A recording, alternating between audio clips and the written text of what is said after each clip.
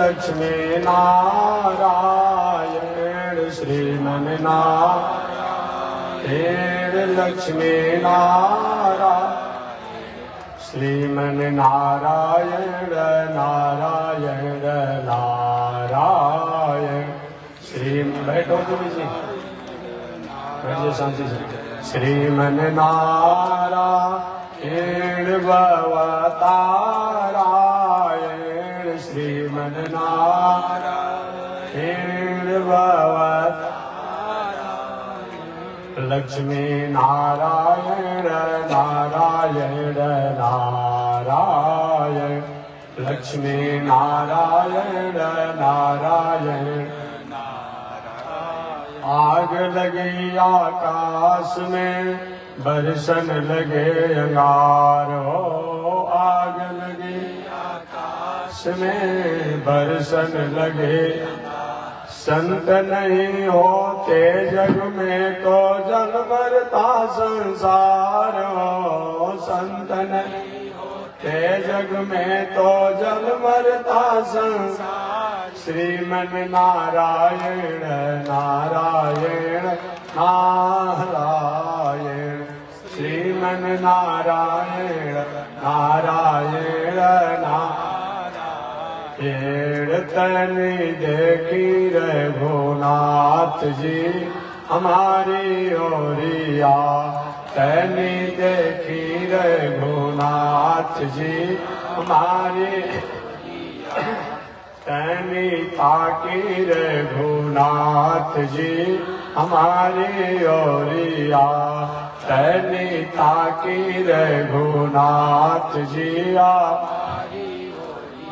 बगसर में आके रहुआ तरका के मरनी बगसर में आके रहुआ तरका के मर गौतम नारी अहिल्या के तरनी गौतम नारी अहिल्या के तन देखी रघुनाथ जी हमारी ओरिया तन देखी रघुनाथ जी हमारी ओरिया तन ताकी रघुनाथ जी हमारी ओरिया तन ताकी रघुनाथ जी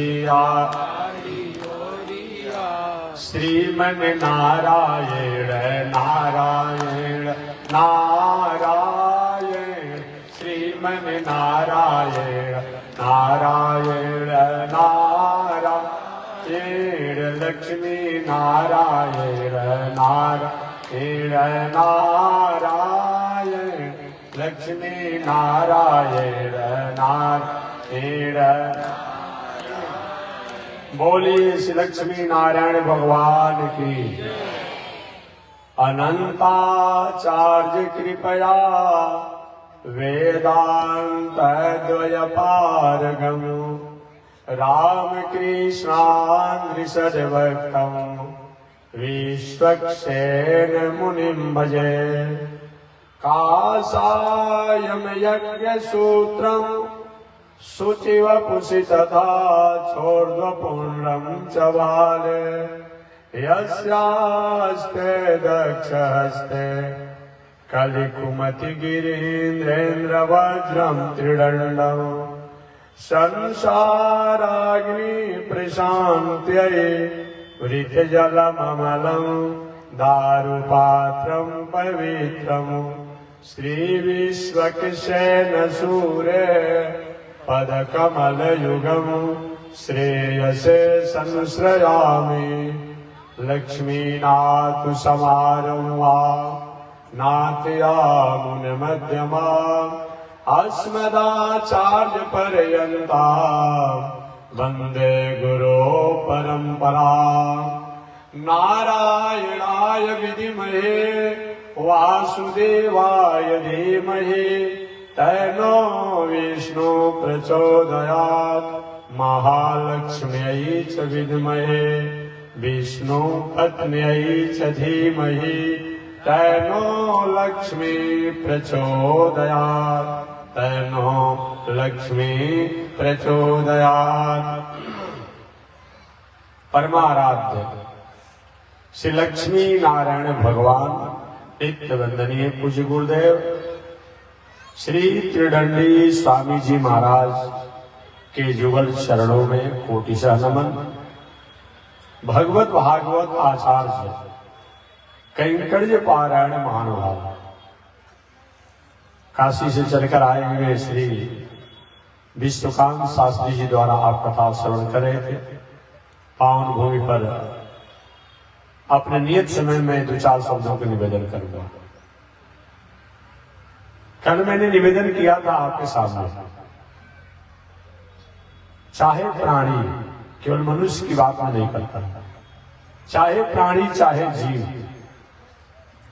किसी भी परिस्थिति में हो, अगर वह भगवान की शरणागति करता है, विश्वास करता है, श्रद्धा करता है, तो निश्चित रूप में भगवान भी, भले वो हमारे से हजारों किलोमीटर की ऊंचाई पर दूरी पर हो या हजारों फीट नीचे हो, हमारी रक्षा करने के लिए वह संकल्पित होते हैं।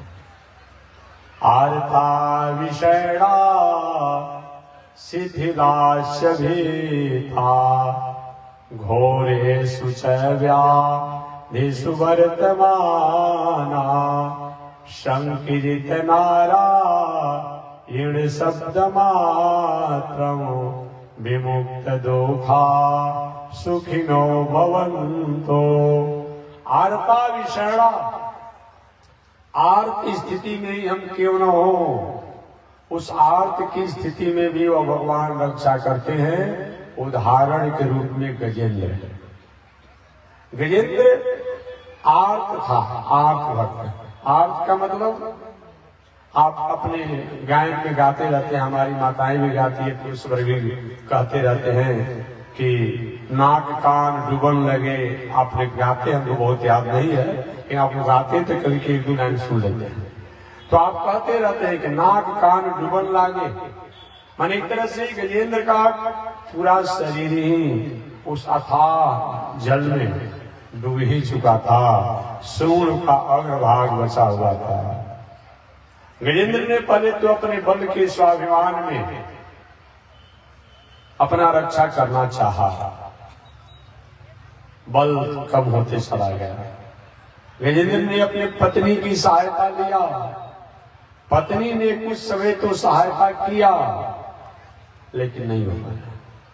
देखिए, एक बात हमेशा मैं निवेदन करता हूं, आप चाहे जिस ऊंचाई पर रहें, आप भगवान को मानते हैं कि नहीं मानते हैं, ये तो आप निर्णय करेंगे।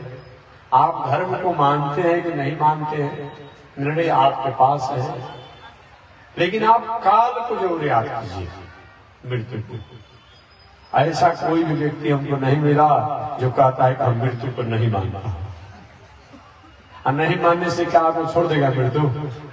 सारे परिवार के लोग चारों तरफ से घेरे रहते हैं और उसी के बीच से हम चले जाते हैं। परिवार के लोग पकड़ना चाहता है, जानना चाहता है, समझना चाहता है, न समझ पाता है, न जान पाता है, न पकड़ पाता है। इसलिए आर्ता विषैणा, आर्त भी अगर हो, उस स्थिति में भी परमात्मा को हमें छोड़ना नहीं चाहिए। एक श्लोक हमेशा मैं निवेदन करता हूं कि धनानि भूमो, बैठाइए ना, कहीं चंचल कर रही है, क्या तो बैठे तो जाए। चंचलता अच्छा नहीं लगता हमको, एक गरिमा बैठना चाहिए। और नहीं उनका उठने से निकल जाओ, जहां जाना और शांति करना ठीक नहीं लगता है। या तो बैठ जाइए ना तो चले जाइए। अरे आधा 1 घंटा बैठना शांति से, नहीं रुकता समय से चले जाओ धीरे से। मैं निवेदन करना चाह रहा था कि क्योंकि इससे तब्दील हो जाती है ना, तो कैसे तहरी के चलते रहेगा। मैं निवेदन करना चाह रहा था कि धनानि भूमो पशवस्य गोष्ठे नारी द्वारे जना सब सारे। एक केवल कथा नहीं, देखिए मैं केवल कथा नहीं करता हूं, कथा तो हमारे ब्याजी लोग भागवत का रामायण का सुनाते रहते हैं। मैं आपके जीवन की जो घटनाएं हैं व्यवहारिकता में, उसको केवल आपके सामने मैं याद देता हूं। धनानि भूमौ, धन संपत्ति यही रह जाती है, साथे जाती नहीं है। किसी के साथ गई,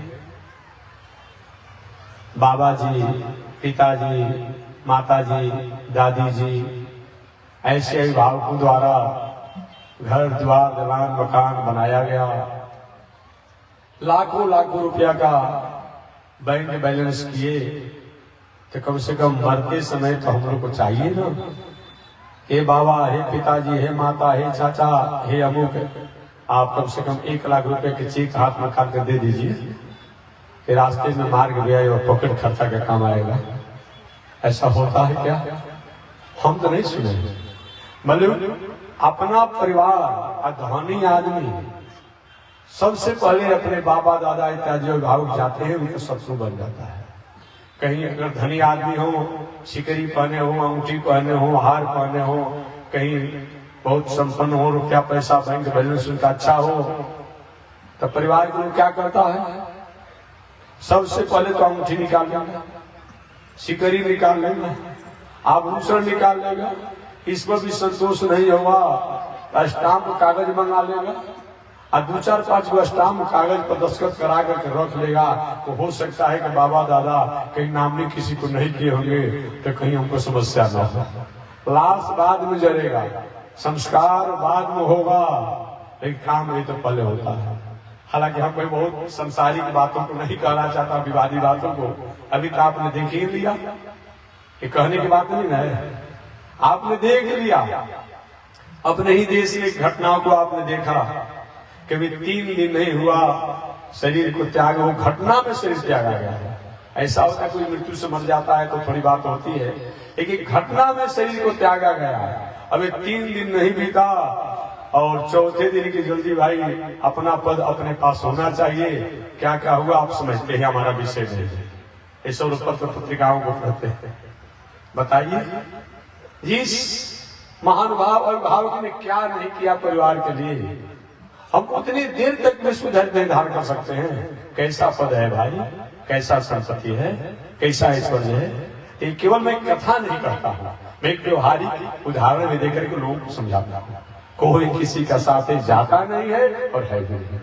धनानि भूमौ पशवस्य गोष्ठे, धन संपत्ति यही भूमि पर आ जाती है, या तो बैंक में रहे या तो तिजोरी में रहे, यही रह जाती है, कोई किसी के साथ जाता होता नहीं है। धनानि भूमौ पशवस्य गोष्ठे, गाड़ी घोड़ा ये सभी अपने गैरेज में रह जाते हैं, ये भी किसी के साथ जाते होते नहीं है। धनानि भूमौ पशवस्य गोष्ठे, नारी द्वारे, चाहे वह नारी पत्नी रूप में हो, माता रूप में हो, बेटी रूप में हो, बहन रूप में हो, जैसे संबंध में हो, वह स्त्री बहुत स्नेह करने वाली होगी। पिता से स्नेह होगा, पति से स्नेह होगा, बेटा से स्नेह होगा, भाई से स्नेह होगा, बहुत स्नेह करने वाली पत्नी स्त्री नारी होगी। तो नारी द्वारे, घर के द्वार तक रोते रोते जाती है। बंधुजन कहते हैं कि स्त्रियों को शमशान पर जाना मर्यादा नहीं है, वह भी घर के द्वार पर संतोष करके लौट जाती है। धनानि भूमौ पशवस्य गोष्ठे, नारी द्वारे जना शमशाने। ए बंधुजन, चाहे वह बंधुजन हमारे भाई रूप में हो, चाचा रूप में हो, बाबा रूप में हो, पिता रूप में हो, पुत्र रूप में हो, जैसे भी हो, ये बंधुजन चाहे मित्र हो, बहुत स्नेही आपके होंगे तो शमशान तक जाते हैं। और रास्ते में कुछ लोग जाते हैं, कुछ लोग सत्संग भी करते हैं। और सत्संग क्या होता है बताओ? कोई किसी के साथ जाता है, 11 बजे रात में फोन किया, 11:30 बजे तक बात हुआ और 12:15 बजे फोन आया चला गया।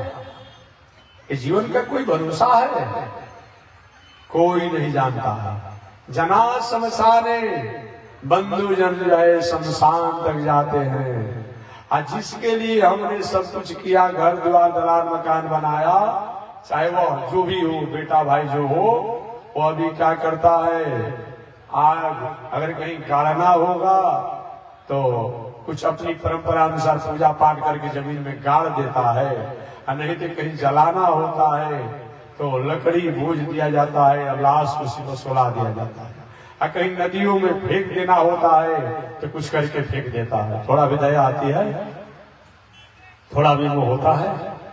जना शमशाने, हे बंधुजन शमशान पर, और अपना बेटा पुत्र इत्यादि जो है वो अभी अब लकड़ी पर सुला देता है, और 5 बार 3 बार जैसा हो परिक्रमा करके वो भी अब सोचता है कि जल्दी अब लाश जल जाए तो अच्छा ही होगा, क्योंकि जिसको जाना था तो चला गया। अगर कहीं लाश जल्दी नहीं जलेगा, जलने में देर होगी तो 5 गाड़ी भाड़ा पकड़ के लाए हैं, 5 गाड़ी का 2 दिन का भाड़ा देना पड़ेगा, और वो भी अब आपसे नहीं चाहता है। अब समझिए दुनिया की है। हम लोग तो बक्सर में कभी कभी देखते हैं जी, बक्सर में कभी कभी तो एक लाश अभी लाइन में लगा है तो दूसरा लाइन खड़ा हो जाता है, हमको पहले जला हो, हम लोग देखते रहते हैं। देखिए एक बात और मैं आपसे कहूंगा, आप मंदिर में जरूर जाइए, तीर्थव्रत भी आप कीजिए, कथा प्रवचन भी सुनिए, लेकिन समय समय से अगर मौका मिले ना तो आपका इष्ट बंधु बांधव जो हो तो 100 यात्रा भी जरूर कीजिए। कोई भी बंधु हो, भाई हो, पिता हो, उनको 100 यात्रा जरूर कीजिए। देखिए इससे क्या होता है, एक बहुत बड़ा निर्दयी से निर्दयी व्यक्ति होगा, कुकर्मी से कुकर्मी व्यक्ति होता है। अगर बार बार ऐसा घटना देखा जाता है तो एक न एक दिन हमारा हृदय कहीं पिघलता है, कहीं बदलता है, कहीं परिवर्तन होता है कि बताओ इतना मैंने किया। ये दुनिया में कोई किसी के साथ जाता है, अमुक मेरा मित्र था चला गया, अमुक मेरा भाई था चला गया, अमुक मेरी माता थी चली गई, और कुछ न कुछ जीवन पर उसका प्रभाव पड़ता है। तो हमारे जीवन में जो गलत कर्म करने की जो प्रवृत्तियां जो है वो प्रवृत्तियों पर थोड़ा सा संयम होता है।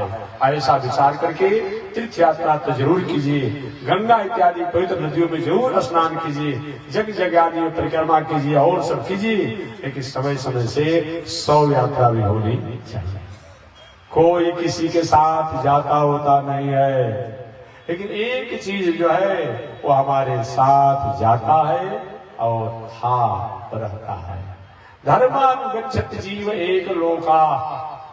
हमारी नैतिकता जो है, हमारा व्यक्तित्व जो है, हमारा कर्म जो है वो हमारे साथ रहता है, वो साथ रहता है। अभी आपने महाभारत कभी पढ़े होंगे आप लोग, या महाभारत को आपने सुना होगा। महाभारत में कथा आती है कि पांडव लोग महाभारत संग्राम में विजय को प्राप्त किए। लगभग महाभारत संग्राम में 7 अक्षौणी सेना पांडवों के साथ थी और 11 अक्षौणी सेना कौरव दुर्योधन के पक्ष में थी। दोनों सेनाओं को मिला दिया जाए तो 18 अक्षौणी सेना होती है। 18 अक्षौणी सेना का मतलब कितना होता है? 1 अरब 66 करोड़ 20 लाख 10,000 और 10,000 और ये लगभग इतना होता है। तो महाभारत संग्राम में 1 अरब 66 करोड़ 20 लाख 10,000 नरसंहार हुए थे। इतना बड़ा नरसंहार कम समय के युद्ध में कभी कभी सुनने और देखने को पढ़ने को मिलता है जितना नरसंहार महाभारत संग्राम होगा। कितना होगा? 1 अरब 66 करोड़ 20 लाख 10,000 और 10,000 लाश लापता हो गए। मात्र 10 ही लोग बचे, बाकी सब लोग चले गए। अभी तो पूरे भारतवर्ष की जनसंख्या उतनी नहीं है। कागजी प्रक्रिया में 1 अरब 35 करोड़ है, अब व्यवहारिक प्रक्रिया में लगभग 1.5 अरब है। कागजी प्रक्रिया में भारत की जनसंख्या कितनी है? 1 अरब 35 करोड़ और व्यवहारिक प्रक्रिया में किसी का छूट गया है, किसी का दुहाली हो गया है, सब हिसाब किताब करने पर लगभग 1.5 अरब है। महाभारत संग्राम में 1,66,20,10,000 आदमी मारे गए, 10,000 आदमी लापता हो गए, मात्र 10 ही लोग बच्चे थे। इसमें 5 पांडव, कृतवर्मा गिनते रहिएगा 6, सात्विकी 8, 5 पांडव, कृतवर्मा, सात्विकी कितने हो गए? 7 हो गए, कृपाचार्य 8 हो गए, भगवान श्री कृष्ण 9 हो गए और अश्वत्थामा। मात्र 10 ही लोग बचे महाभारत संग्राम में, बाकी सब लोग मारे गए। इतना बड़ा नरसंहार हुआ।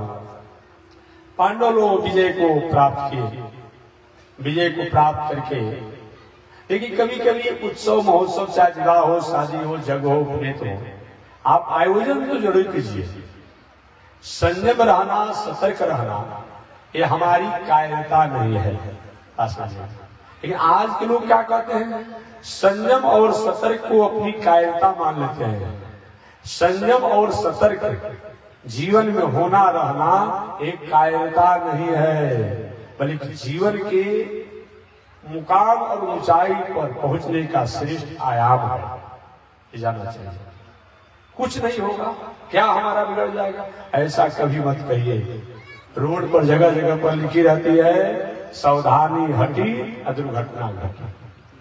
ठीक है, सबके साथ दुर्घटना नहीं घटती है, लेकिन किसी न किसी के साथ दुर्घटना घट जाती है। ऐसी तरह लिख दिया गया है।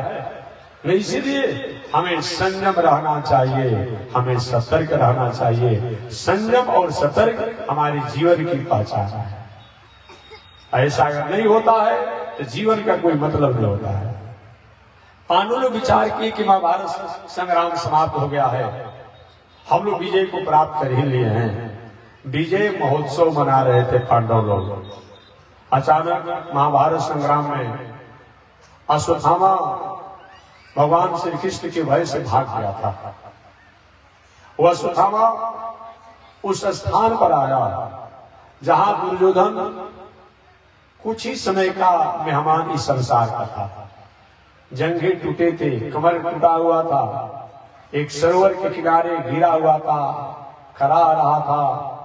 बार बार गीद, चील, कौवा, शियार इत्यादि जो जीव है मांसाहारी, उसके मांसों को खाने के लिए झपटते दौड़ते बड़े जोरों से डांटा, अरे शर्म नहीं आती तुम लोग को?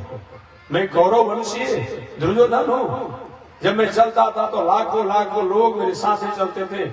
डांटता, कुत्ता, सियार इत्यादि जो कुत्ते के रुक जाते, पुनः दूसरी बात झपटते। ऐसे कुछ ही समय का मेहमान था। जंघा टूटा हुआ था, कमर टूटा हुआ था।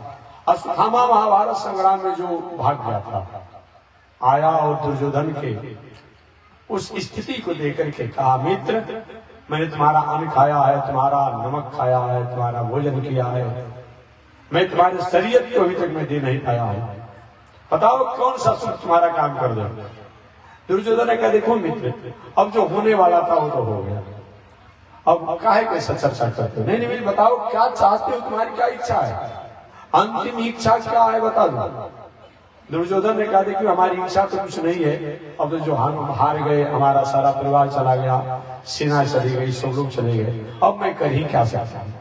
लेकिन एक मेरे मन में बार बार टीस कर रही है, भीतर हृदय में, मैं 100 भाई था, 99 तो हमारे भाई मारे गए, एक मैं हूं, मैं भी कुछ समय का मेहमान हूं। पांडव 5 भाई थे और पांचों के पांचों जिंदा रह गए। एक भी अगर पांडव मारा जाता तो मेरी मृत्यु प्रसन्नता और खुशहाली से हो जाती। अच्छा यही चाहते हो? पांडवों के मारने की बात, एक पांडव की बात मत करो मित्र दुर्योधन। मैं 5 पांडवों का सिर काट कर तुम्हारे सामने नहीं दिया तो मैं द्रोण नंदन अश्वत्थामा नहीं। देखिए, जो व्यक्ति नीचता पर होता है, जो व्यक्ति नीचता पर होता है, अधमता पर होता है, उसके लिए न कोई गुरु होता है, न पुरोहित होता है, न भगवान होता है, न मर्यादा वाली नारी होती है, न पुरुष होता है, न बेटा, कोई नहीं होता है। आप रोज सुनते हैं अमुक मंदिर से अमुक देवी देवता का आभूषण चोरी चला गया, अमुक मंदिर से मूर्ति चला गया। वो निष्ठा वाला व्यक्ति देवी मानता है, देवता मानता है, मूर्ति मानता है? नहीं मानता है। तो जो नीचता पर अधमता पर पहुंच जाता है ना, उसका नेत्र बंद हो जाता है नीचता के कारण। और समझिए महाभारत संग्राम समाप्त हो चुका था। एक तरह से हुआ तो भाई अब किसी तरह से कोई किसी पर प्रहार नहीं करेगा, ऐसा घोषणा हो गया था। अश्वत्थामा कृतवर्मा की सहायता लेकर के, कृतवर्मा वस्तु तो था भगवान श्री कृष्ण की नारायणी सेना का सेनापति। कृतवर्मा भगवान श्री कृष्ण की नारायणी सेना का सेनापति था। युद्ध प्रारंभ होते समय अर्जुन भी भगवान श्री कृष्ण के पास गए थे और दुर्योधन भी कृष्ण के पास गया था सहायता के लिए। भगवान श्री कृष्ण ने कहा कि दुर्योधन, दो बात है, एक तरफ मैं रहूंगा और एक तरफ मेरी नारायणी सेना रहेगी। नारायणी सेना रहेगी, उसमें एक चौड़ी जो है और हम अकेले रहेंगे। एक और भी मैंने संकल्प लिया है, मैं महाभारत संग्राम में अपने संबंधियों के युद्ध विवाद में मैं अस्त्र शस्त्र नहीं उठाऊंगा। कोई कहेगा तो रथ हाँक दूंगा, सेवा कर दूंगा, उपचार कर दूंगा, मंत्रणा दे दूंगा, सलाह दे दूंगा, लेकिन मैं युद्ध नहीं करूंगा। क्या चाहते हो? दुर्योधन ने कहे गोविंद, आपसे मैं आपको नहीं चाहता। अच्छा, क्यों नहीं चाहते हो हमको? क्योंकि इसीलिए कि आप बात बनाकर हमको हरा देंगे। आपसे मैं आपको नहीं चाहता हूँ, आपसे मैं आपकी नारायणी सेना चाहता हूँ। भगवान भी यही चाहते थे कि ऐसे अब नालायक के साथ हम रहिए कर क्या करेंगे। अरे भाई, कसाई के खूंटा पर अगर गाय रहे तो क्या उसका महत्व रहेगा? कोई महत्व है? नहीं महत्व है, नहीं महत्व है। कसाई तो कसाई है, जब मौका पाएगा तो गाय को और जीवों को हत्या ही करेगा। कि चलो नहीं है मैं तुम्हें तो क्या चाहते हो कि प्रभु, मैं अपनी नारायणी सेना आपसे चाहता हूँ कि ठीक है, कृतवर्मा सहित मैं नारायणी सेना आपको मैं दे रहा हूँ। वही कृतवर्मा की नारायणी सेना को भगवान श्री कृष्ण ने दुर्योधन को दे दिया। अर्जुन से पूछेगा आप क्या चाहते हैं? कि गोविंद, हमें आपसे आपको चाहिए। चेला है ना, तो सब जानते हैं, शिष्य इसलिए सब जानते कि आपसे आपको चाहिए। इस प्रकार वह कृतवर्मा जो था तो भगवान श्री कृष्ण का सेनापति, लेकिन महाभारत संग्राम में वो कौरव पक्ष में गया था। ऐसे कृतवर्मा को लेकर के अश्वत्थामा पांडवों को शिविर में आए, जहां पांडव लोग तो जगे हुए थे। द्रौपदी के 5 पुत्र जो थे वो शिविर में थके हुए थे, वो सोए हुए थे।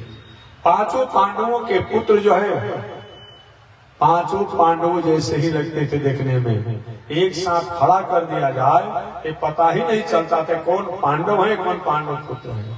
पता तब चलता जब अभिवादन और बंधन होता।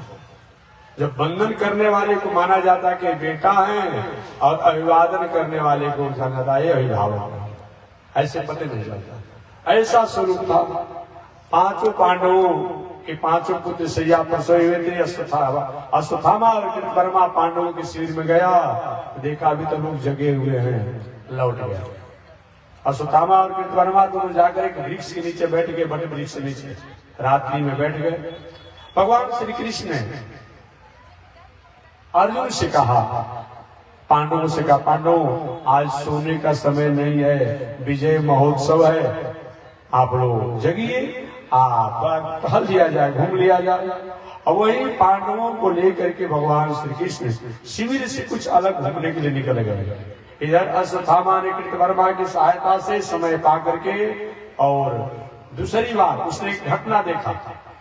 अश्वत्थामा ने घटना देखा, एक बट वृक्ष पर कौआ ने और उसके बच्चे उस घोंसले में हैं, उल्लू अपने चरणों से चोचों से मार करके कौए के बच्चों को रात्रि में घायल करके नीचे गिरा दे रहा है। यह उपदेश प्राप्त कर लिया अश्वत्थामा, बस बस शत्रु अगर कहीं मजबूत हो तो इस स्थिति द्वारा ऐसे भी उस पर प्रहार किया जा सकता है। पांडवों पर ऐसे प्रहार करना संभव नहीं है। इस सोई अवस्था में प्रहार किया जाएगा। वह अश्वत्थामा के परवा दूसरी बार पांडवों के शरीर पर चढ़ाई किया और चढ़ाई करके पांडव समझ करके पांडव पुत्रों को, पांचों पांडव पुत्रों को सिर काट दिया और सिर काट करके लेकर के चल दिया प्रमाण के रूप में। जहां दुर्योधन अमित्र तूने एक की बात कहा था, मैं तो पांचों पांडवों को सिर काट लाया। दुर्योधन भी हैरान हो गया। अरे जो संग्राम क्षेत्र में भीम ने मार करके नस नस मेरा ढीला कर दिया, ऐसे पांडवों की इतनी सहायता से मार डाला। मित्र और सबको तो मैं भूल सकता हूँ, दुर्योधन ने कहा, लेकिन मैं भीम को नहीं भूल सकता हूँ जो आज मेरी यही स्थिति किया है। आज मरते समय मैं उसे अपना बदला लूंगा। लाओ उसके सिर को। और अपने हाथों में भीम जैसा ही भीम के पुत्र का सिर था, हाथों में लिया और दांतों को कटकटाते हुए भौंवा को तिरछा करके बड़े जोरों से हाथों से मसल दिया, जैसे पका हुआ टमाटर आप हाथों से मसल देते हैं। कहा कि अश्वत्थामा, ये तो पांडवों का सिर नहीं हो सकता इतना सहायता से। क्या तुमने ऐसा गलती तो नहीं किया कि मैंने पांडवों को कहा था और पांडवों की जगह पर कहीं पांडव पुत्रों की तुमने हत्या नहीं कर दिया? और ध्यान से जब देखा गया तो सही नहीं तो पांडव नहीं, ये तो पांडव पुत्र हैं। हाय हाय करते हुए दुर्योधन, अरे अश्वत्थामा, मेरा बैर पांडवों से था, पांडव पुत्रों से नहीं था। थे तो मेरे ही कुल खानदान के, अब हमारे कुल खानदान में जलांजलि करने वाला भी किसी को तुमने नहीं छोड़ा। अब जीवन जीने का क्या मतलब होता है? दुर्योधन को ऐसा वरदान था कि एक समय में हर्ष और शोक, हर्ष और शोक ये दोनों समाचार सुनेगा तो उसकी मृत्यु हो जाएगी। ऐसा दुर्योधन को वरदान था। हर्ष क्या हुआ कि अश्वत्थामा द्वारा पांचों पांडवों को मारा गया, ये हर्ष हुआ। और शोक क्या हुआ? ये पांचों पांडव नहीं बल्कि पांचों पांडवों के पुत्र हैं, जो कुरु वंश की अब जलांजलि देने वाला भी अब कोई नहीं बचा। ये शोक, उसी समय दुर्योधन की मृत्यु हो गई। जब यह घटना को जाना अश्वत्थामा, ये पांडव नहीं बल्कि पांडव पुत्र हैं, तो पांडव हमें छोड़ेंगे नहीं। वो भाग निकला, भाग निकला। प्रातः काल होते ही द्रौपदी जब अपने पुत्रों को सैया से जगा करके दिनचर्या करने के लिए आवाज लगाती है, बेटा जगिए, अपनी दिनचर्या को पूरा कीजिए। उस समय जग नहीं पा रहे हैं और नजदीक से जाकर देखा तो सैया पर खून से लथपथ है, सिर नहीं है, रोने लगी। कौन ऐसा दुस्साहस किया? शास्त्र का नियम है, पागल आदमी हो, रोगी आदमी हो, बालक हो, वृद्ध हो, राजा हो, वैद्य हो, स्त्री हो, बालिका हो, सन्यासी हो, ज्ञानी हो, विद्वान हो, ऐसे लोग वध के योग नहीं है, शास्त्र कहता है। कौन ऐसा दुस्साहस किया? रो रही थी, करुण क्रंदन कर रही थी। उसी समय पांडव लोग घूमते हुए कृष्ण भगवान के साथ आए, देखे कि ये क्या घटना हो गया। द्रौपदी रो रही थी।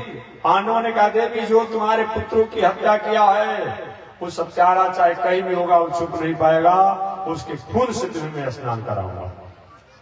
वही पांचों, वही अर्जुन, भीम और कृष्ण भगवान रथ पर चढ़ करके चल दिए। चरणों के चिन्ह को आज भी, आज जो सरकार काम कर रही है, अंगूठा फिंगर, नेत्र फिंगर सब चल रहा है, पैर फिंगर चल रहा है, पहले की परंपरा है। जो भी है पहले की परंपरा है। अब क्या हुआ? उस पद चिन्ह के अनुसार गए और गए तो अश्वत्थामा पकड़ लिया गया। अश्वत्थामा के पकड़ कर वही भीम दादा मारना चाहते थे। कृष्ण भगवान ने कहा कि क्या करना चाहते हैं पांडव के प्रभु, अब इसको मार ही देना चाहिए। अर्जुन कहकर हमने द्रौपदी को वचन दिया है कि द्रौपदी तुम्हारे सामने उसका, तुम्हारे पुत्रों के अपराधी को मार करके उस खून से मैं तुम्हें स्नान कराऊंगा। एक कैसे वचन पूरा हुआ? भगवान का ऐसा देख लो भाई जैसा। लेकिन एक बात भगवान ने कि देखो, कोई भी अपराधी हो उसको बहुत मौका मत दीजिए, नहीं तो कहीं न कहीं उसके सहयोगी बहुत हो जाएंगे। नहीं मौका देना चाहिए। देख लो भैया जैसे तुम्हारी इच्छा हो। और जैसे एक बलि के पशु को बांधा जाता है, ऐसे बलि के पशु जैसे बांध करके रथ पर फेंक दिया गया और लाया गया। द्रौपदी अपने पुत्रों के लिए रो रही थी। अचानक एक घटना देखा, रे मेरे पुत्रों का हत्यारा तो पकड़ लिया गया है, लेकिन वह अपराधी हत्यारा दूसरा कोई नहीं है, वो तो गुरु पुत्र अश्वत्थामा है, द्रोणनंदन अश्वत्थामा है। धन्य है द्रौपदी, उसके बारे में कथा बाद में आएगी। धन्य है द्रौपदी, इतनी विषम परिस्थिति है, 5 पुत्रों की हत्या हुआ है, लाश पड़े हुए हैं। द्रौपदी कहती है, मुच्यता मुच्यता, हे पांडव छोड़ दीजिए, छोड़ दीजिए। नितराम गुरु, एक गुरु का बेटा है, गुरु का पुत्र है, अगर इनको मारने से मेरा पुत्र जिंदा हो जाता है तब तो आप मार सकते हैं, लेकिन इनको मारने के बाद भी मेरा पुत्र अगर जीवित नहीं होता है तो जैसे मैं अपने पुत्र के वियोग में तड़प रही हूँ, इनकी माता कृपी जो है अपने पुत्र के वियोग में वो भी समाप्त हो जाएगी। अतः मुच्यताम मुच्यताम, छोड़ दीजिए, छोड़ दीजिए। अब अर्जुन कहते हैं कोई सब कुछ छोड़ सकते, लेकिन मैं नहीं छोड़ूंगा, मैंने गांधी का संकल्प लिया है। अर्जुन कहते हैं, भीम कहते हैं भैया आप छोड़ देंगे, मैं नहीं छोड़ूंगा, मैंने प्रतिज्ञा किया है। इधर धर्मराज युधिष्ठिर जी कहते हैं, हे अर्जुन, हे भीम, अब तो जो मेरे पुत्र तो लौट करके आएंगे नहीं, अब इसको छोड़ दीजिए, जो हो गया सो हो गया। द्रौपदी के पुत्र मारे गए हैं, जब ये नहीं करे तो छोड़ दीजिए। नकुल सहदेव ने कहा कि धर्मराज युधिष्ठिर जी की आदर करना चाहिए, बड़े भाई हैं। अब घर ही में 2 भाग हो गया, धर्मराज युधिष्ठिर, नकुल, सहदेव और द्रौपदी। ये 4 लोग कहते हैं कि छोड़ दीजिए। अब भीम और अर्जुन कहते हैं कि नहीं छोड़ेंगे। भगवान द्वारिकाधीश थे, द्वारिकाधीश जी क्या करना चाहिए? भगवान ने देखो भैया, हमसे अगर तुम लोग पूछते हो ना तो हम यही कहेंगे कि मार भी दो और छोड़ भी दो। अरे महाराज, ये कौन सा निर्णय है? मार भी दो और छोड़ भी दो, ये कोई निर्णय होता है क्या? अर्जुन कहे, महाराज आप जैसे 2-4 न्यायाधीश हो तो राज चौपट हो जाएगा। ये कौन सा न्याय आप कर रहे हैं कि मार भी दो और छोड़ भी दो? भगवान श्री कृष्ण ने कहा है, मैं सांसद आप मुंह मत लड़ाओ, हमारा चेला अर्जुन है, वो हमारी बातों को समझ लेगा, उसको मैंने पढ़ाया है, आप मत हमसे मुंह लड़ाइए। ठीक है महाराज। अर्जुन पूछे, प्रभु क्या करना चाहिए? भगवान ने कहा, भगवान ने कहा कि अर्जुन सुनो, चाहे अपराधी, आतंकवादी, देशद्रोही, राष्ट्रद्रोही कोई भी हो, असिद्ध जानना वह दंड का अधिकारी है।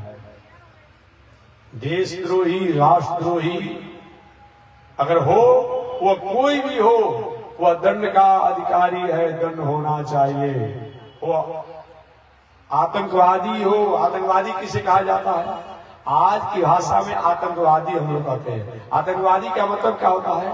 आसमंता तंग, जो भली भांति समाज को, राष्ट्र को तंग करता हो, वह क्या है? आतंकवादी है। उसको उग्रवादी, जिसकी भावना, जिसका आचरण, जिसका व्यवहार राष्ट्र के लिए, समाज के लिए, लोगों के लिए, प्राणियों के उग्र हो, उग्रवादी है। और उस समय के शास्त्रों में उनको हम लोग आतताई कहते थे। आतताई। भगवान श्री कृष्ण ने कहा, ब्रह्म बंधुर न हंतव्या आतताई बधारण। ब्रह्म बंधुर न हंतव्या, ब्राह्मण हो, बंधु हो, गुरु हो, पुरोहित हो, राजा हो, वैद्य हो, बालक हो, वृद्ध हो, नारी हो, स्त्री हो, इत्यादि का वध नहीं होना चाहिए। परंतु अगर ये लोग भी आतताई हो, इनको छोड़ना नहीं चाहिए। हे अर्जुन, यह अश्वत्थामा गुरु पुत्र है, लेकिन बालकों को अपराध किया है, अतः आप समझ लीजिए। अब समझ गए अर्जुन क्या करना है। जो अश्वत्थामा का बड़ी तेज था, सिर मुड़ करके पूरे शरीर में काली पोत करके चूना से तहां दाग लगा करके और एक वस्त्र पर करके पूरे शरीर में सब काली पोत कर चूना लगा करके और धक्का दे करके आगे तरफ खींच करके और पीछे की तरफ भागो। दुष्ट गति का ब्राह्मण होकर के गुरु पुत्र होकर कैसे काम किया जाता है?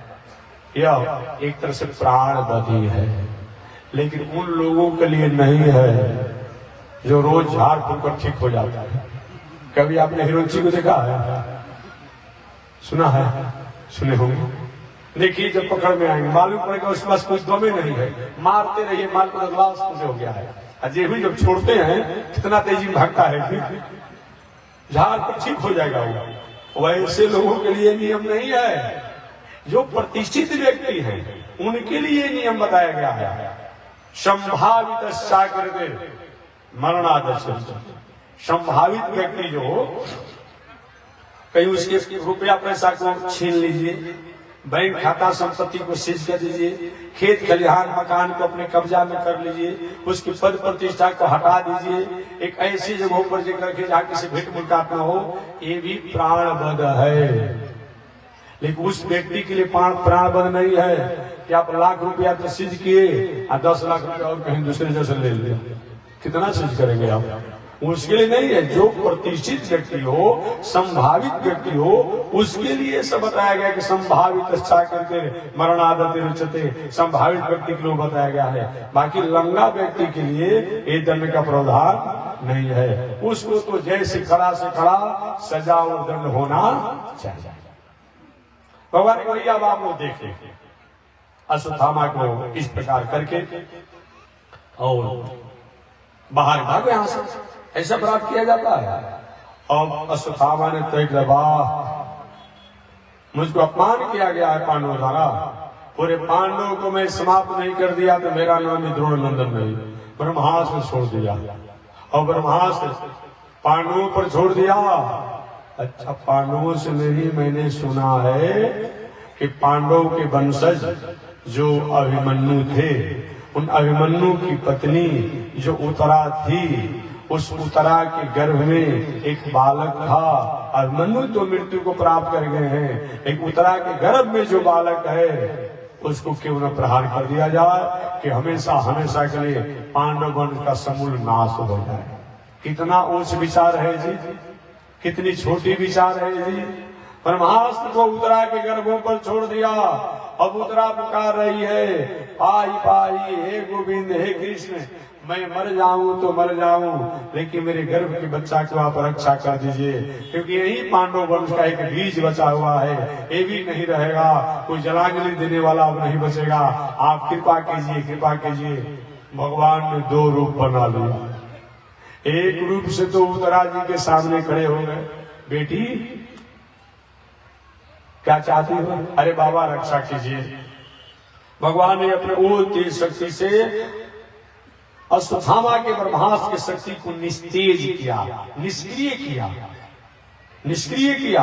और एक तरह से शक्ति द्वारा सूक्ष्म रूप में भगवान जो है उत्तरा के गर्भ में प्रवेश कर गए। कैसे आप लोग कोई छोटे बालक को सुरक्षा के लिए, स्वास्थ्य के लिए अनेक छोटे छोटे उपकरणों द्वारा गर्भ में आज भी जाकर से पता चलता है कैसे बालक है, क्या स्थिति है, किस प्रकार से है। और भगवान जो गर्भ में प्रवेश किए तो प्रवेश करने के कारण ही वे परीक्षित जी के सहोदर भाई भी कहे जाते हैं। सह उदर, इस उदर में परीक्षित है, उसी उदर में भगवान भी रहे, इसलिए उनका नाम सहोदर है। सहोदर कहा गया है, ऐसे सहोदर है। एक बात और मैं कहना चाहूंगा, जिस गर्भ में भगवान होते हैं भक्त नहीं होते हैं, और जिस गर्भ में भक्त होते हैं भगवान नहीं होते हैं। लेकिन धन्य है उत्तरा, धन्य अभिमन्यु की पत्नी उत्तरा, जिस गर्भ में भगवान भी और भक्त भी एक साथ हों। एक कभी कभी ऐसा शुभ अवसर प्राप्त होता है, ऐसे भगवान उत्तरा के गर्भ में प्रवेश किए। इसीलिए जब राजा परीक्षित जन्म लिए थे तो जन्म लेने के बाद जो हिस्ट्री द्वारा सबके गोदों में दिया जा रहा था, महाराज आशीर्वाद दिया जाए, एक बेटा है आशीर्वाद दिया जाए, एक हमारे कुल का ज्योति है, बीज है, तेज है, आशीर्वाद दिया जाए। एक बालक जो भी जब गोद में जाते गंभीर नेत्रों से देखते लोग, अरे छोटा लड़का इतना गंभीर मुद्रा में क्यों है, इतना गंभीर मुद्रा में क्यों है। और जो भी भगवान श्री कृष्ण के गोदों में दिया गया, हाथों में इस बालक को दिया गया, छोटा बालक थे, किलकारी भर करके हंसने लगा।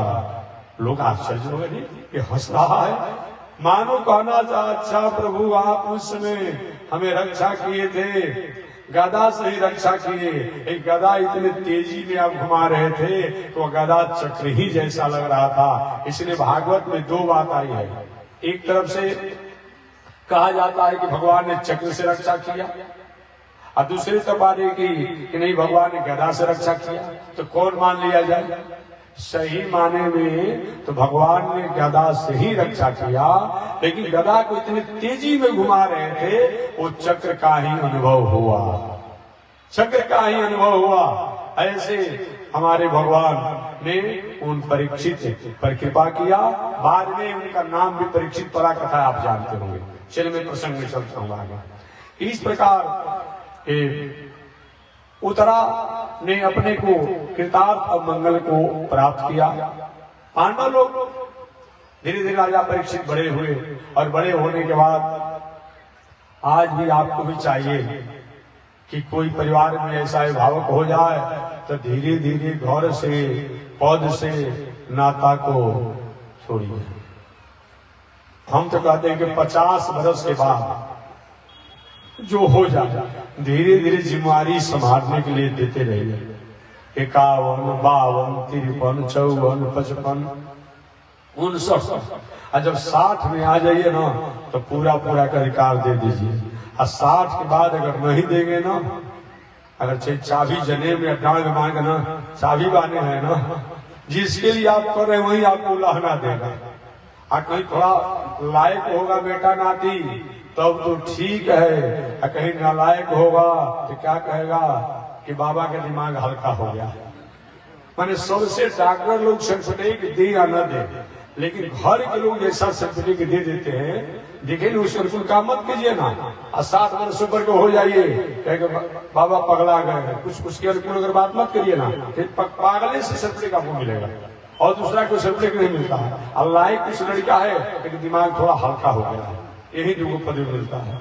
ऐसा पद भी न मिलने पाए, उससे जिस कोठरी में रहने को मिले उसको अपना आवास मान लीजिए, और जो थाली में भोजन मिले उसी को अपना मान लीजिए, जो कपड़ा पहनने के लिए उसी को अपना मान लीजिए। चाहे भले ही आपने करोड़ रुपया कमाया है, लेकिन जो 2-4 रुपया पॉकेट खर्चा आपको दे दे परिवार के लोग, उसी को अपना मानेंगे, तब तो घर में सही सलामत ठीक है। और ढेर अपना कहें हमने किया है तो बस या तो आपको अलग कर दिया जाएगा, कुत्ता अकेले रखा जाएगा, कुत्ता अकेले रहेगा, नौकर अकेले रहेगा, ड्राइवर अकेले रहेगा।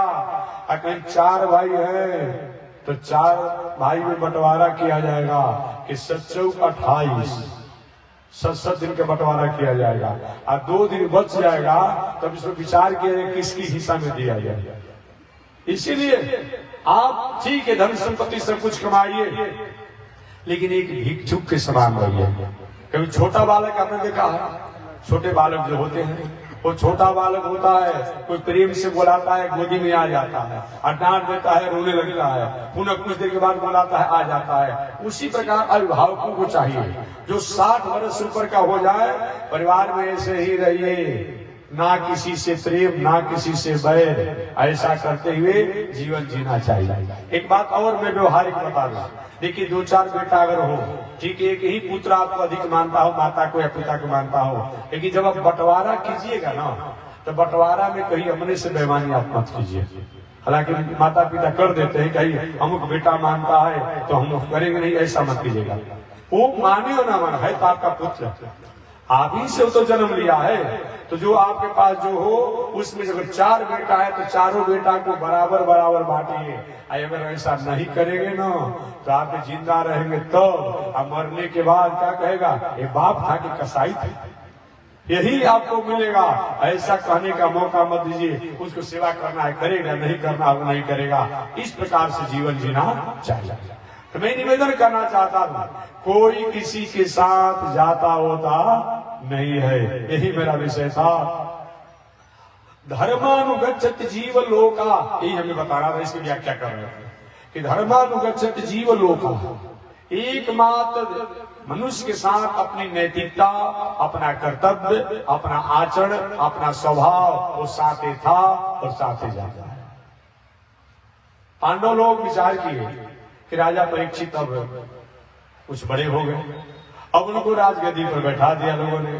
परीक्षित कह रहे बाबा अभी तो हम बड़े भी नहीं हुए, हम कैसे राजकाल को संभालेंगे।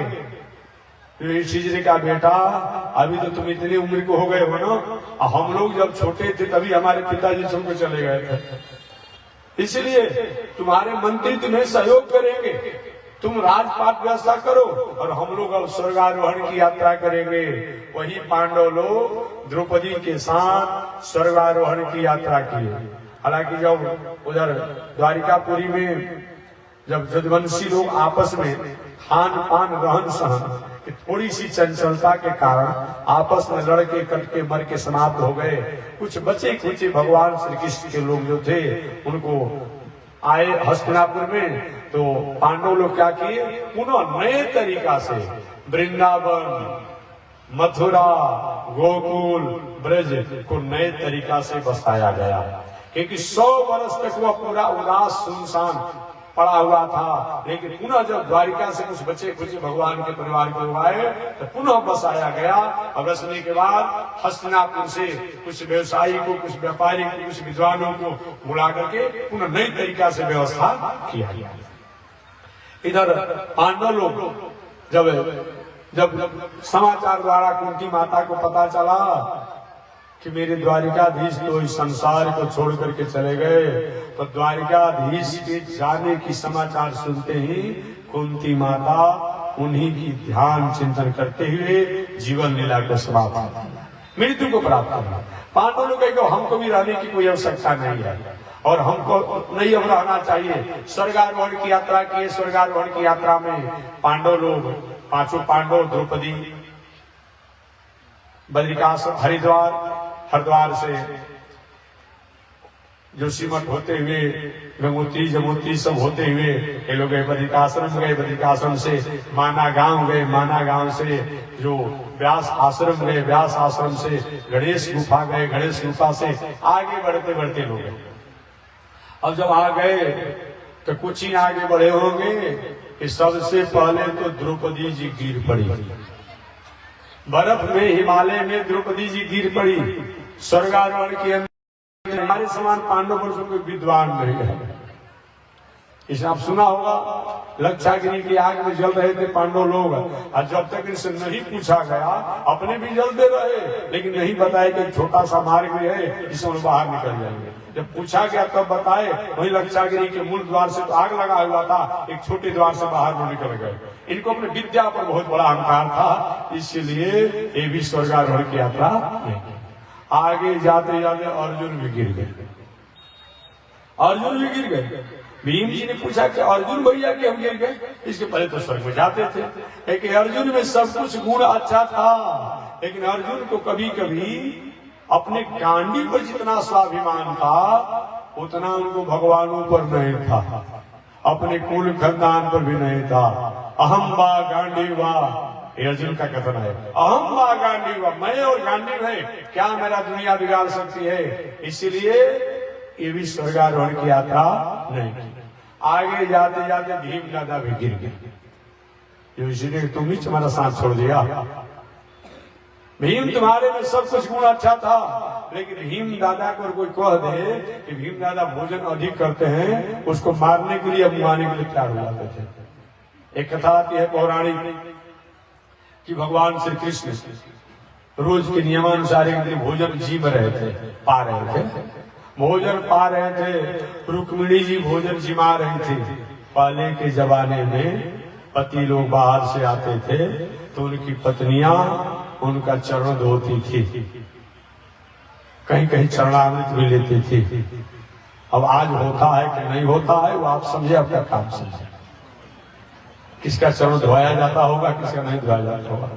बोले कहा कहेगा भाई मैं तुम्हारा पति हूँ, बाहर से आ रहा हूँ, हमारा पैर धो, तो कहेंगे आप ही हमारा पैर धोइए ना। इसी तरह मैं कह रहा हूँ कि घर घर की झगड़ा है, ऐसे थोड़ी मैं कह रहा हूँ। कोई कोई ऐसा होगी हमारी माताएं जो मर्यादा में रहती होगी, इसको मैं नकार नहीं सकता हूँ, लेकिन पहले की मैं बात कर रहा हूँ, पहले की मैं बात कर रहा हूँ। अब रुक्मिणी मैया पंखा डुला रहे थे और भोजन जिमा रही थी, पवा रही थी। लेकिन माताओं का सबसे सुनहरा अवसर जानते कब होता है? जो भी घर की जितनी विषम परिस्थितियां होती है, नंदरानी ने क्या कहा, जेठानी ने क्या कहा, देवर जी ने क्या कहा, ससुर जी ने क्या कहा, तो भसुर जी ने क्या कहा, नौकर ने क्या कहा, सारा बात जो कहने का मौका होता है कब कहती है? या तो भोजन कराते समय और नहीं तो अपने आप जब उनकी सेवा गुणों की चरणों की सेवा करते समय सब बात धीरे धीरे कह देगी अपने आप। अब बेचारा आया भोजन करने के लिए, अब भोजन करने के लिए इतना सुना देती है समाचार कि उस इसी तरह से टेंशन में हो जाता है। ऐसा कह दिया, कैसे होगा? ऐसा नंदरायण ने कह दिया और बेचारा टेंशन डिप्रेशन हो जाता है। लेकिन भोजन जबकि शांति में रहना चाहिए तो भोजन का रस होता है शुद्ध और सात्विक और होता है। अगर कोई टेंशन डिप्रेशन में भोजन करेंगे तो उससे बना हुआ खून भी जो है हमेशा टेंशन डिप्रेशन में रखेगा। इसीलिए तो भोग लगाकर पानी को बताया गया है। अब क्या हो, रुक्मिणी जी पंखा डुला रहे थे, भगवान श्री कृष्ण आ रहे थे। अचानक भीम दादा पहुंचे हुए थे द्वारिकापुरी पहले से, तो आए कि कभी मैं द्वारिकाधीश से भेंट करना चाहता हूँ। नौकर का साहब प्रभु की आज्ञा होगी तुम्हें जाने दिया। अरे तुम करो तो मुझे रुकने वाला, हमारा उनका अपना संबंध है, भलो भाई है, तुम रुकने वाले कौन थे? धक्का देकर थोड़ा भीम दादा की समझौता करने वाले हैं, धक्का देकर घुस गए। घुस गए, नौकर से कहे भगवान ने कि कह दीजिए कि अभी भगवान द्वारिकाधीश प्रसाद झीम रहे हैं, पा रहे हैं, और कहीं भीम दादा देख लेंगे तो नजर लग जाएगा, इसीलिए भोजन के बाद उसे मिट लेंगे। अब ये बातों को भीम जी सुन लिए। अब नौकर को धक्का देते हुए पहुंचे जहां भगवान श्री कृष्ण पा रहे थे। द्वारिकाधीश क्या बोला, क्या बोला? मैं पेटू हूं? अरे तुमसे महापेटू कौन है द्वारिकाधीश? महाप्रलय के समय में, महाभारत में लिखा हुआ है, महाभारत में लिखा हुआ है, महाप्रलय के समय में ब्रह्म क्षत्र च ओदना, ब्राह्मण और क्षत्रिय को तुम भात बना लेते हो, वैश्य को और दास को दाल बना लेते हो, आप प्रकृति को सब्जी बना लेते हो, नदी नाले को चटनी बना लेते हो, और सबको समेट करके महाप्रलय में खा जाते हो अपने पेट में। तुमसे बड़ा पेटू कौन है? भगवान आइए, इसी तरह से मैंने कह दिया आइए। इस तरह से भगवान द्वारिकाधीश और भीम जी का सम्मान हुआ। तो मैं कहना चाह रहा था कि भीम दादा को तो अधिक भोजन कम कीजिए आदि करते हैं, उसको मारने के लिए तैयार हो जाते थे। इसलिए कहे कि भैया भी तुम भी भोजन से समझौता नहीं किया, अतः तुम भी स्वर्गारोहण की अंतिम यात्रा नहीं किया। देखिए, आप जीवन जीने के लिए भोजन करिए। क्या चीज? आप जीवन जीने के लिए भोजन करिए, भोजन करने के लिए मत जीजिए। हम लोग क्या करते हैं? भोजन करने के लिए जीते हैं। ऐसा नहीं होना चाहिए, ऐसा नहीं होना चाहिए। भोजन करने के लिए नहीं जीना है, बल्कि जीने के लिए भोजन करना है। एक माँ धर्मराज युधिष्ठिर स्वर्गारोहण की यात्रा किए, और स्वर्गारोहण की यात्रा में जब जीविश्वर के सीमा पर जब पहुंचे तो वहां स्वर्ग के कर्मचारी ने कि महाराज एक आदमी का पास है, एक आदमी का वीजा है, एक आदमी भीतर प्रवेश करेगा, एंट्री है। पीछे धर्मराज युधिष्ठिर, अरे एक तो कुत्ता मेरे पीछे है, क्योंकि देखिए भाई मेरा भाई सांस छोड़ दिया, मेरी पत्नी सांस छोड़ दी, एक कुत्ता मेरे पीछे पीछे आ रहा है, अगर ये नहीं जाएगा तो हम भी नहीं जाएंगे। आपको ले चलना है तो हमको भी ले चलना पड़ेगा, और हमारे पीछे मैंने बनाया था। तो मैं जो श्लोक बोल रहा था उसी की व्याख्या के लिए कहना पड़ा, धनानि भूमो पशवस्य गोष्ठे कभी भी अपने नैतिकता और धर्म का त्याग नहीं करना चाहिए। ये हम और आपको आज संदेश मिलता है। तो धन्य है भगवान जो गजेंद्र की रक्षा करने के लिए अपने गरुड़ को भी छोड़ दिए, लेकिन गजेंद्र की उन्होंने रक्षा किया। तो विषम स्थिति आने पर भी अगर वो भगवान को पुकारते हैं तो भगवान गजेंद्र जैसा हमारी रक्षा करते हैं।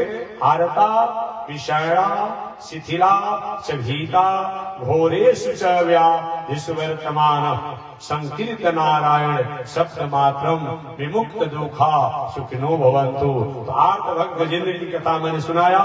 विशाल भक्त अर्जुन है, इनकी भी कथा मैं लगभग सुना ही दिया। आरता विशाला शिथिल भक्त द्रौपदी है, इनकी कथा शेष में चर्चा अर्जुन की कल सुनाऊंगा। आज इसी के साथ वाणी विराम। एक बार भगवान का नाम। श्रीमन नारायण लक्ष्मी नारायण, श्रीमन नारायण लक्ष्मी, श्रीमन नारायण नारायण नारायण, श्रीमन नारायण नारायण नारायण। बोलिए श्री लक्ष्मी नारायण भगवान की। विश्व जगदाचार्य श्री त्रिदंडी स्वामी जी महाराज की। हरि ओम। शांति ही शांति ही शांति। पूज्य स्वामी जी महाराज की।